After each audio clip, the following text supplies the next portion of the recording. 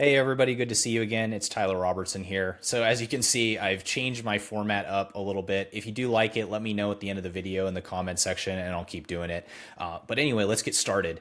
So today I want to take some time to answer a question I keep getting from people one-on-one on LinkedIn, and they're reaching out to me and asking this question. It's a good question, but I think there's some clarity that I can provide on it. And the question is what cert should I be taking to get into cloud? And while I think this is a well-intentioned question, I don't think it's the best one you could be asking. And I want to explain my thought process behind why. The question I think that you should be asked is, what role am I a best fit for? And the best way to start that really is to kind of go through a process. And so I'm going to talk you through my own thought process of how that should go. And hopefully it's helpful to you, but let me know at the end what you think. So first off, I want to start off with, who am I? And I think that's a question everybody should ask, right? And what I mean by that is, who am I in terms of a work personality? And I really see this in 4 different buckets. And these buckets to me are the designer personality, the builder personality, the maintainer personality, and then the advisor personality. And I'll just run through real quick what I think those are so you can see if you're. The first one is the designer personality. And really this is a creative, conceptual person. They like to be the planner in something that you can think of them a bit like the architect. This person is not necessarily the hands-on keyboard person. They don't need to be the person who builds it, but they like to be in the planning process of it. The next type personality is the builder. And the builder is that person who likes to build the thing, right? They are fine taking the requirements given to them by somebody else. Sometimes they can even wear 2 hats, but they definitely want to be the person that is building the thing. And I find them to be very practical type personalities, and they just like the work, right? The next personality is the maintainer, and the maintainer takes a lot of pride in the upkeep of systems. You can kind of think of them as the go-to person. They always have the right answer for everything because they've got their eyes on the ball constantly. They're tracking it and just trying to keep things up and running. They keep the lights on. The last type personality that I found is the advisor, and this is a person that should have sharp business and technical acumen. They should generally be good with people because that's where they're going to be doing a lot of their interaction, given that they're actually advising somebody on what to do. This isn't some rigid hierarchy of personality types. It's not meant to be this perfect model. And I think a lot of people end up being hybrids like myself. I see myself as a bit of a designer / advisor. No matter what you are, it just helps as a good starting point to figure out where you should go. And how do you figure out which bucket you even belong in? So some of those will just scream your name and other ones won't sound like you at all. So maybe that's a good starting point, but also taking feedback from other people that you've talked to, aside from your parents, hopefully, and actually think back to a time when somebody's given you a compliment on a skill that you have and see if it aligns with any of those buckets. And if you keep getting them in a certain area, I'd like to say that it's probably better that you go and focus on that area. Ultimately, you're going to find a role that's better fit for you. If you try to do something that you're really not like, if you're a designer and you keep trying to be the builder or vice versa, you might find that it's a lot harder to make your way into this job in the first place, right? And because cloud is such a wide field, there's many different types of roles that you can have within cloud that might lend better to one or the other. The next thing that you need to do after you figured out the answer of who you are is, what kind of experience do I already have? And so I talked to tons of people all over, and some of them are in very different places. I have everybody from the starters all the way up to people that are just trying to make a career change. I think it's important to know where you're at and what experience you actually have. I don't want to keep people out of the conversation that might be coming from non-traditional roles, because I think there's definitely a place for everybody here to take on this kind of work, but we need to be realistic about the experience you have and how it can actually translate to some of these roles. The nature of getting the certs that you're looking for also depends on the experience that you have. For people that are just starting out, you're going to need a really strong base to build on to go into cloud. I see cloud as less of a starter role and more of a midterm role. A lot of the jobs that are in cloud tend to favor people who've been in tech before, maybe in a different position, because cloud at its very core is like a data center. And it actually is a data center. It's just a data center being leased by a company, in this case, AWS, Microsoft, or Google, or any one of the other cloud providers. And so the better that you understand those underlying fundamental technologies that come from the data center, the better you're going to do in cloud. And so that's why I say, if you're moving into understanding cloud platforms, you really need to understand the data center as well, and a lot of those fundamental technologies. So when you're coming into this as a brand new person, you're probably going to have to spend time on some of those core data center technologies before you go all in on a cloud provider, because it just might not make as much sense. However, if you've done work before as a network engineer, an app developer, any one of those things, then you might actually find out that go right into taking cloud certifications, and it's not going to be that much of a headache for you because you've probably run into it before. You've used cloud in some capacity.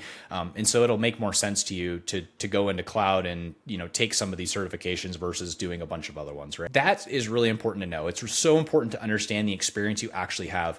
And for people with non-traditional roles, I think it's important to evaluate, some of your soft skills that you bring to the table as well, because even while you don't have the technical skills, maybe right up front, maybe you're working on those, you do have a lot of soft skills if you're coming from some non-tech jobs, and it's worth looking at what are those. And because if you go through the process, you might find out that you're actually really aligned to something that's maybe like an advisor role, where you like dipping your feet kind of in both the technical and the business side, because you can still provide a ton of value in working in cloud, doing advisor roles or working in other capacities. So once you've figured all this out, then you can finally say, what roles am I actually eligible for? And so, as I said, like cloud roles, typically, they do have junior cloud engineer roles, but those roles are for people that are probably experienced in other things. But looking at the different roles that are available, there's just so many in cloud that you can look at. I mean, you have everybody from cloud admins to cloud developers. You have people that are advising on cloud, like a FinOps person. You have cloud architects. So there are so many different roles, and figuring out where you fit is going to be kind of a process, and that's why I say start with figuring out who you are, what your experience is, and then look at those roles. Now, once you've figured out a role that fits you, and so let's just say a cloud engineer role in this case. If you found a role that fits you, a cloud engineer, and you're a builder type personality, and you have 1 to 2 years of experience working in something related in tech, well, now you can really focus on what's on the job listing. And so what I recommend is that when you're looking at different roles, look at the job listings for those roles and take roughly the average of what those certifications look like. My advice would be, if you keep seeing the AWS Solutions Architect Associate on all the roles that you're trying to apply for, you should probably take that, or the Azure one, or the GCP one. But whatever it is, go off the job listings, because if you don't go off the job listings, you're going after something that might not even give you ROI. And I actually want to take a little bit of time to talk about the ROI on certs, right? First off, the ROI on certs it changes over time. So the most important ROI you're going to get on a cert is to be able to get the job in the first place, right? Because if you're able to get let's say a 100K job because you have cloud certifications and you have the experience to back it, then the ROI put into that is roughly 100K for that small investment, right? But everything after that, it starts to change. Maybe the required is the Solutions Architect Associate, and then you have the Solutions Architect Pro is the preferred. And so where that becomes valuable is understanding how to move yourself up to the top of the pile. And so when you're looking at this as a candidate, if you have the Pro certification, you might find yourself in the top 25% of all candidates applying. And another benefit this gives you is the benefit of salary negotiation, because when you are at the top of the qualified pool, then you can also demand more for your salary. And so that's something to pay attention to. So if you're going after a ton of certs, but none of them are on the preferred, and none of them are on the required, well, it's not going to give you any ROI at all, because people are just not looking for those. Now, are there cases where they're going to take exceptions to that rule and they're not going to take it? Yeah, sure. But I think it's very smart, especially if you're going through the journey, to pay attention to where am I going to get the ROI. Another thing about the ROI with certs is the more certs you have, it doesn't make it linear. If you have 50 certs, you're not making 50 times as much as another engineer, and you're not 50 times more qualified for the job than somebody who has, say, 3 to 5 certs. Me personally, I have 3 different certs. I have my SA Pro, I have my network specialty, and my security specialty, and those are the things that I actually use at my job on a daily basis, and so I keep them on rotation. I do have other certs that are for fun or for utility, like Terraform, Aviatrix. I have some cybersecurity certs, but none of those pay the bills like my AWS ones. So those are the ones I'm focused on.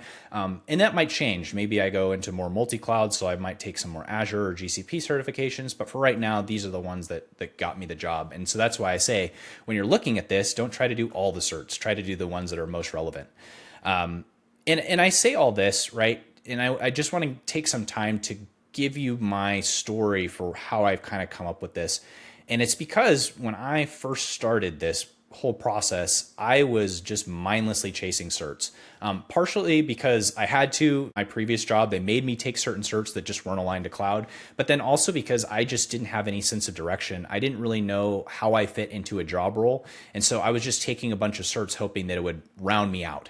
And I think that's the wrong approach, right? Because it keeps you away from knowing what you're actually good at, and it just makes you take a bunch of certs, which might or might not give you any ROI. But once I actually put in the work and I took the time to understand myself, the roles I'd be a fit for, then it made a lot more sense which certs I should take. And so it became very obvious if I wanted to be an AWS pre-sales cloud solutions engineer that I was going to have to do certain certs and certain things to make myself able to do the job.